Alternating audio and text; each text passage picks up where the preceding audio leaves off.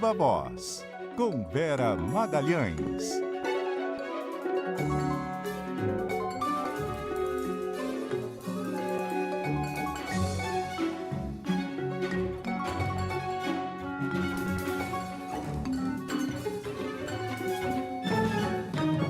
Vera Magalhães, muito boa noite, tudo bem? Oi, Débora, boa noite para você, para a Nadédia, para os ouvintes, para quem nos assiste. Boa noite. Muito bem, já vamos a Brasília, porque a Isa Staciarini tem mais detalhes, desdobramentos após a crise deflagrada pela decisão do ministro Gilmar Mendes em relação aos impeachments de juízes da corte. Oi, Isa.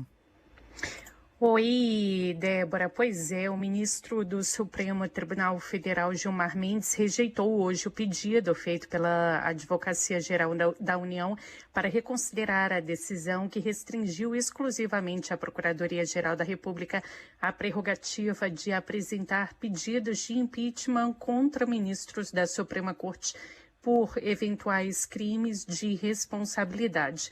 O ministro considerou que o recurso protocolado pela AGU é incabível, já que o ordenamento jurídico brasileiro não prevê esse tipo de pedido. O ministro considerou que a decisão dele está amparada na Constituição e que é indispensável para pôr fim a um estado de coisas manifestamente incompatível com o texto constitucional. Por isso, ele concluiu que não há motivos para alterar a decisão tomada, que vai ser analisada pelo plenário do STF em um julgamento virtual marcado para o dia 12 de dezembro. Em um evento do Portal J mais cedo, Gilmar Mendes negou que tenha buscado blindar ministros da Corte e afirmou que a decisão se justifica pelo alto número de pedidos de impeachment desse tipo nos últimos anos, uma espécie, segundo ele, de banalização. Já o ministro Flávio Dino, no mesmo evento, disse que há um excesso de pedidos de impeachment contra ministros e que isso fere o equilíbrio entre os poderes. Dino, inclusive, citou o caso do colega Alexandre de Moraes, alvo de 40 pedidos de impeachment, e disse que essa situação pode ser comparada a um caso de perseguição e de chantagem. Já o presidente da Câmara, Hugo Mota, afirmou que a disputa entre o STF e o Senado em torno das regras do impeachment causa uma fragilidade institucional, mas disse acreditar que vai ter uma conciliação. Ele, porém, avaliou que a decisão do ministro Gilmar Mendes é fruto da polarização política. Débora. Obrigada, Isa, pelas informações. A gente teve aí nesse caso, né, Vera, então, a manifestação do ministro Flávio Dino, que está de acordo com o ministro Gilmar Mendes e os demais integrantes da corte, porque fora do STF está todo mundo contrário, né, a essa decisão, alegando desequilíbrio entre os poderes institucionais. E você veja que até a PGR, né, a quem foi dada a prerrogativa exclusiva de pedir abertura de processo de impeachment de ministros do Supremo, não concordou com o rito que o ministro Gilmar Mendes está propondo nessa liminar que ele concedeu. Então, se quem fica com a prerrogativa exclusiva de processar ministros não acha que tem que ter essa prerrogativa e recorre, e aí você fala, não, você não pode recorrer para você não ter a prerrogativa exclusiva de processar ministro. Está vendo o quanto que a coisa vai escalando e vai ganhando contornos meio absurdos e um tanto autoritários? O ministro parece querer achar que ele e apenas ele tem a clareza sobre o que diz o texto constitucional e o que diz a lei do impeachment e, portanto, só a ele cabe regular essa matéria.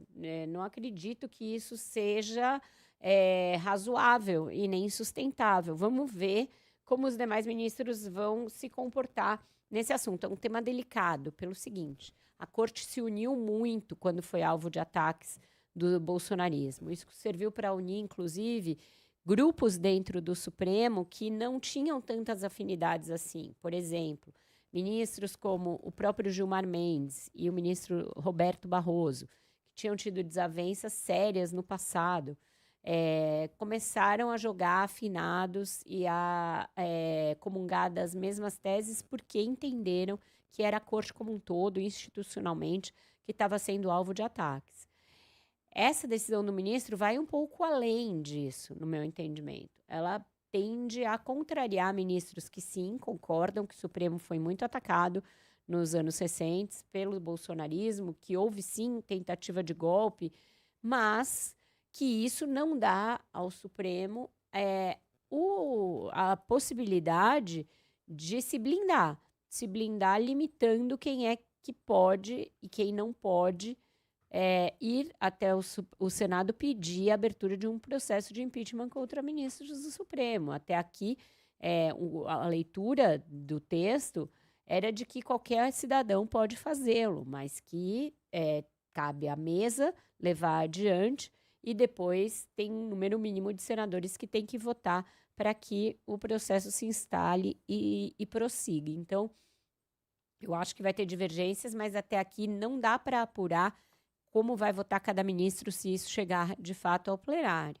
A não ser que o ministro ache que também não tem que chegar ao plenário e que é a decisão dele que vale e pronto e acabou. Não acho que isso vai acontecer, nem que ele tenha potencial de fazer isso. Mas vamos ver como que os ministros vão se manifestar em plenário.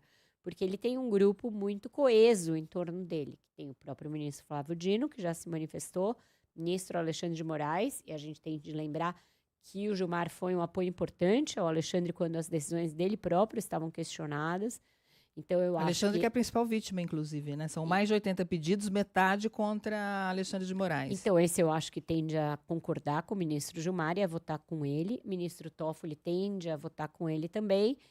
E os demais são meio uma incógnita para mim. Tem outros que vão votar contra, é sabido, André Mendonça, o Cássio Nunes Marques, certamente Luiz Fux, com quem o Gilmar anda em rota de colisão, mas tem ministros incógnitas, o próprio presidente, Luiz Edson Fachin, ministra Carmen Lúcia, ministro Cristiano Zanin. Eu não consigo dizer com clareza se eles vão aprovar integralmente o que o Gilmar está propondo. Inclusive, ele propôs um aumento do número de senadores que teriam de ser a favor para um processo andar de 41 para 54. Então, é quase impossível instaurar um processo de impeachment contra o ministro do Supremo.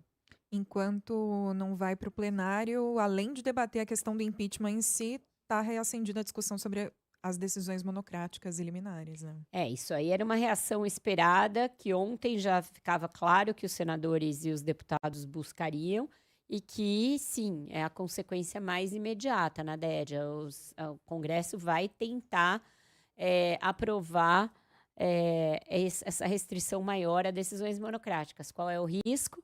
Chegar lá no Supremo e o Supremo dizer, não, isso aqui é inconstitucional, rasgar, porque vão dizer que se está mudando uma cláusula pétrea da Constituição, e assim a gente fica nesse looping, é um looping de crise entre os poderes que não se resolve, porque a tal contenção e autocontenção que o ministro Fachin pregou quando assumiu a presidência do STF, ela está longe de ser alcançada. Os ministros entendem que ainda correm algum tipo de perigo e estão, sim, buscando se blindar.